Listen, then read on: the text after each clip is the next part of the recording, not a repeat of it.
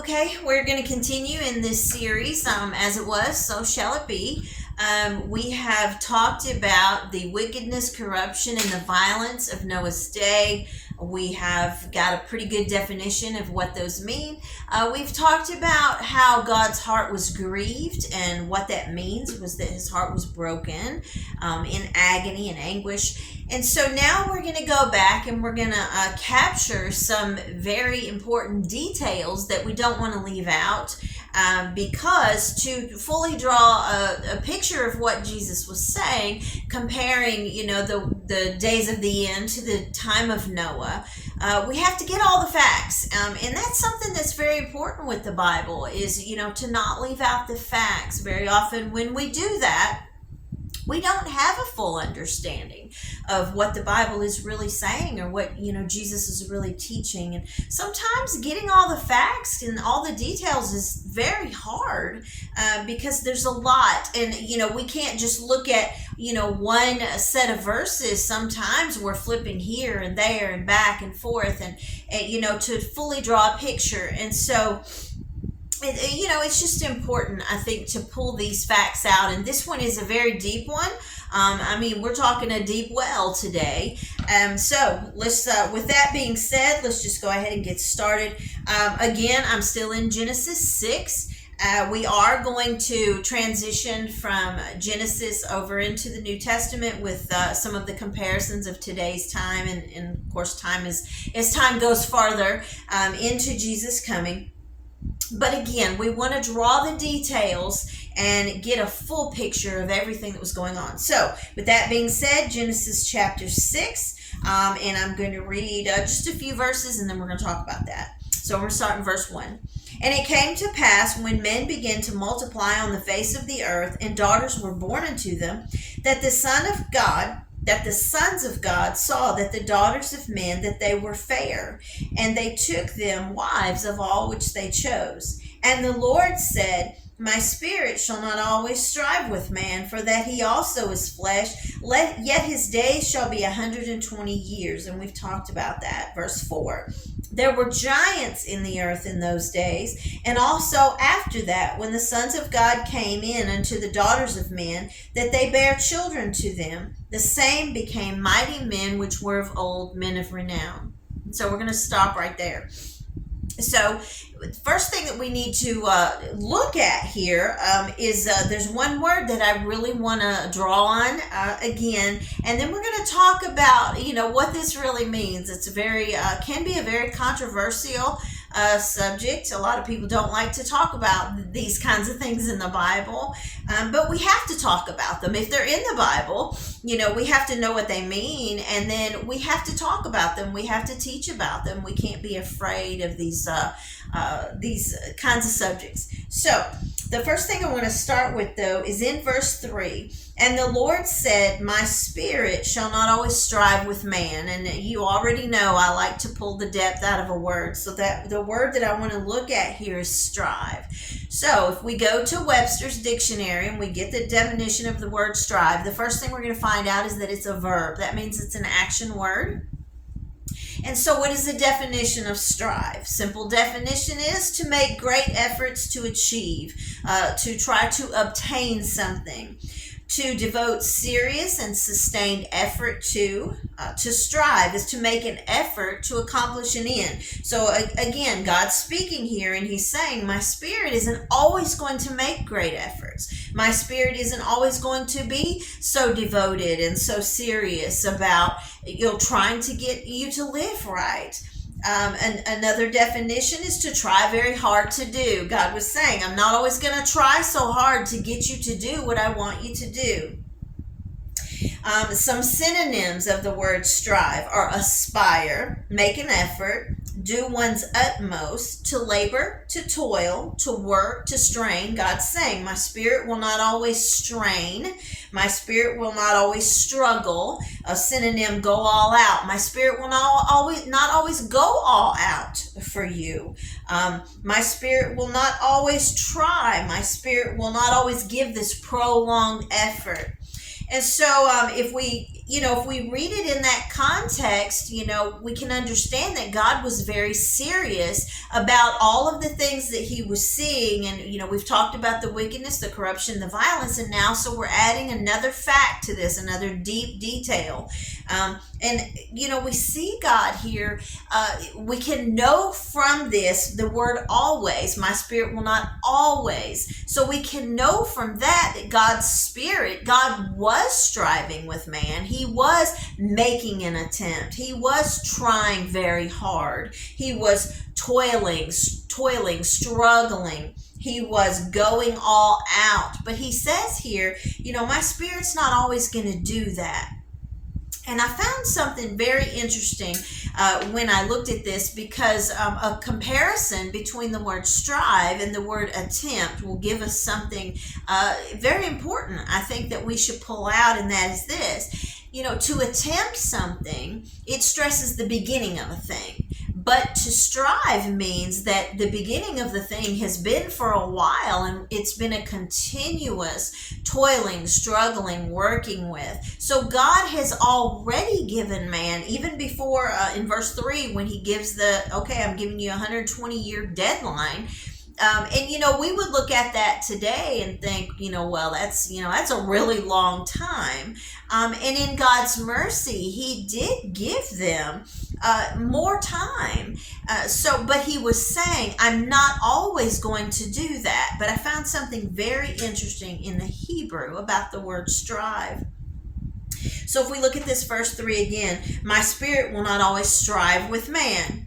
Something that I found is that in the Hebrew, this word could be translated a little different. Remember, we've talked about how the words in English and the words in Hebrew, sometimes we lose the really deep meaning of a word using an American language, an English language, I should say, not American, but English language. So what I found is that in the Hebrew, the word strive can mean to abide, to remain, or to stay. And this is what I found very interesting. This, in this context, in verse 3, this translation from this word strive is it's only one time in the Bible, and this is it. So God was not just saying, I'm not always going to make an effort. I'm not always going to go all out. I'm not always going to work hard to get you to do what is right and to stop doing what is wrong. But God was saying, look, I'm not always going to remain with you. My spirit is not always going to be available to you if you cannot and will not, if you refuse to do what you're supposed to do. And then we see that God gives him the 120 years. Okay, so with that being said, we've kind of got a basis for, what God was saying. My spirit's not always going to remain. My spirit's not always going to make the effort. My spirit's not always going to stay with man because, and then we go back and we pull something very interesting out of the verses around that sentence. And that is this. If we look at 2 and 4. The sons of God saw that the daughters of men were very fair, and they took them wives of all which they chose. Now, if we read that verse and we didn't really look into it, we might think, well, why would that make God so mad? But there's a clue in this verse that's very important. And again, if we don't study, we're going to skip right over some important things. So we see here that the sons of God, and then if we do a study on that, we find out that this was not natural. It wasn't natural relationship. It wasn't natural for the sons of God, because the sons of God that it's talking about here are angels, and they're fallen angels. So we're seeing something really serious here. We know about the wickedness, the corruption, the violence, and all of those things that God listed out in previous studies, but now we see something that really turned God's head and got his attention, was that now we have a tampering with humanity, with his image bearers, with his creation, which was man. So we see that, and then if we look in verse 4, There were giants in the earth in those days, and also after that, when the sons of God came in unto the daughters of men, and they bore children. So now we're seeing that what got God's attention was that evil is reproducing. So we have wickedness, we have corruption, we have violence. Now we see absolute evil, a total tampering with human DNA, with God's creation, with what God has formed with his own hands, and then breathe out of his own nostrils the breath of life into. So now we see this unholy tampering with that. And God says, look, my spirit will not always remain with you. And so we can know that once God took inventory of all of the wickedness, the corruption, the violence, now we have literal evil reproducing in the earth. We know then that God, he's grieving, he's repenting, he's sorry he made man. He's in anguish. Of course he was in anguish, because all of these things, when God is so holy and we see so much evil and so much wickedness and so much against God, of course God is going to grieve. And so then God come, of course, to Noah, and we've already discussed that. But I think it's important to pull something else out. We're going to come back in some future lessons and retouch on this fact, this tampering with humanity that was going on, because that is happening also in our world right now. And so we don't want to leave that out. But I just want to pull a couple more things out before we go on in this series of lessons, and that is this in verse 17. So because of all of this, we see God saying something interesting. And behold, even I. He's saying, I want you to know this is my decision. This is something I've thought about. I, myself, do bring a flood of waters upon the earth to destroy all flesh, wherein is the breath of life from under heaven, and everything that is in the earth shall die. And then he tells Noah that he would establish his covenant with him. And so, God is saying, this is serious. I'm not going to allow this to keep happening. And then we go on over in chapter 7.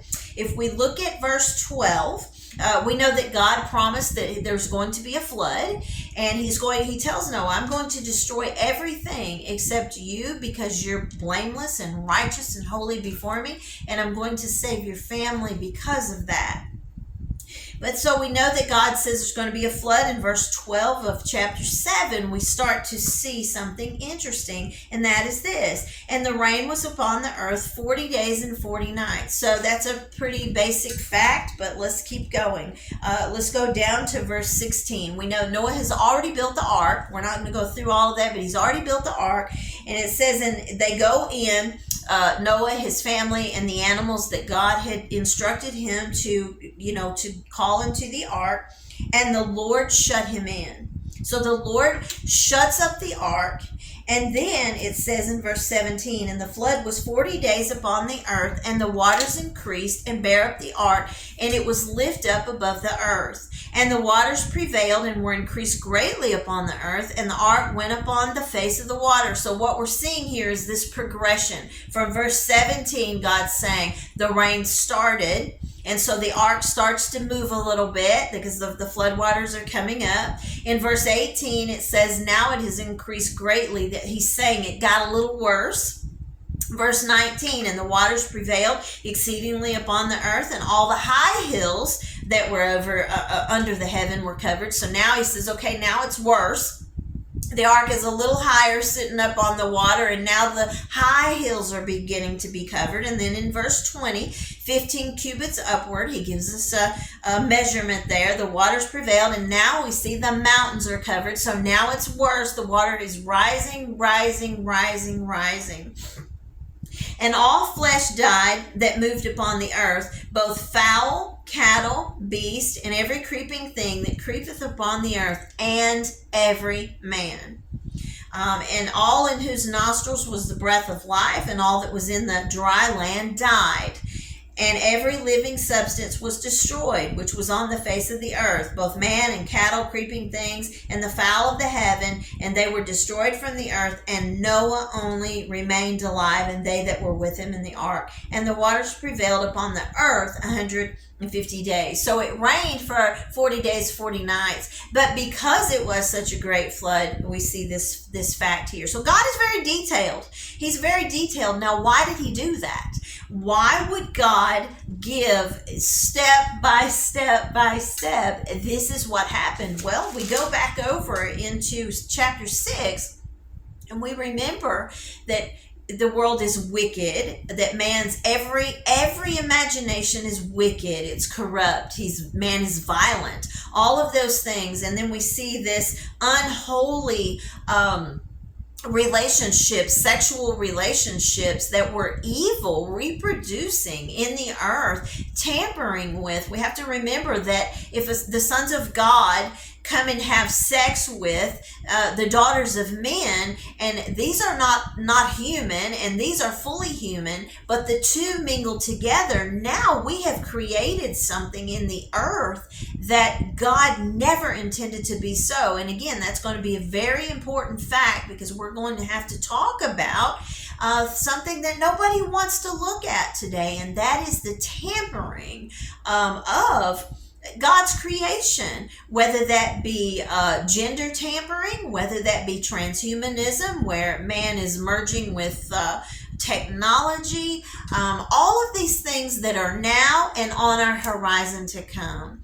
And so this very fact, all of this is the reason that we go back over into chapter 7 and see all of these things happening. And I believe the reason that God was so detailed, he wanted us to know that. Number one, he wanted us to know that he planned this out. Now, when we think of a grieving, hurting, sorrowful God who is in anguish because he has to destroy man and everything on the earth, then it's hard to understand that a God could plan something so detailed as this. It's going to rain a little, then it's going to rain more, then it's going to rain more, and then it's going to rain more. The waters are going to get deeper and deeper and deeper and deeper and deeper. And so if we take that fact, and it may sound like a very simple thought, but if we think about it truly, it isn't. It's a very deep thought of God. It shows us something about the mind of God, and that's this. Remember that Jesus said, when the disciples came and asked the question, what will be the signs of the end and the signs of your coming? And one of the things that he said there, he gave very clear instructions and detailed signs to watch for, and things that we needed to know. We need to know now. We need to have those things memorized and in our spirit, so we see them as they're coming, so we're not blindsided. But one of the things that he said was, as it was in the days of Noah. And so what we can know from that is just from chapter 7 here, from verse 17 all the way down to 24. It's going to get worse. It's going to get worse. It's going to get worse. It's going to get worse. Why? Back over to chapter 6, because man gets worse. He gets worse. He gets worse. He gets worse. And that, in a nutshell, is what Jesus was saying. He wanted us to know that he's serious about the things that he says. He wanted us to have this detail so that we have something to look at, to gauge, like a measuring stick. As God was measuring the waters, he has given us a measuring stick. Well, it used to be this bad, and then it got this bad, and then it got this bad, and then it got this bad, and now it's way up here, this bad. And God wants us to know that he has clearly thought this out. And the thing is that God gave warnings. In Noah's time, 120 years. In our time, he tells us he's not going to he's not going to be as gracious. He's not going to tell us. He says, you're not going to know the day or the hour.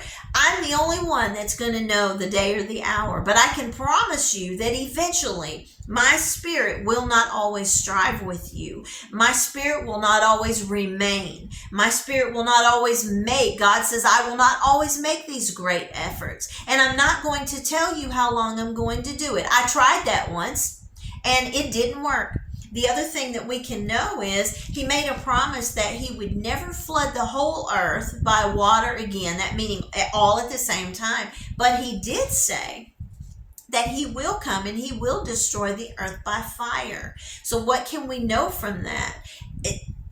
As much as God was grieving, as much as God was sorrowful, as much as God was in anguish, as much as God was angry, we kindle his wrath to the point that he still says, I'm not always going to strive with you. I'm going to tell you very detailed. It's going to get worse. Worse and worse and worse and worse. And so I'm going to close with that.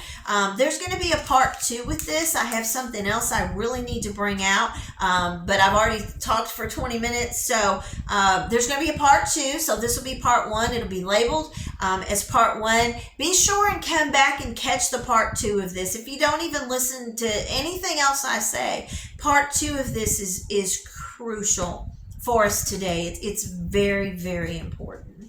So I'm going to stop now and be sure and catch part 2.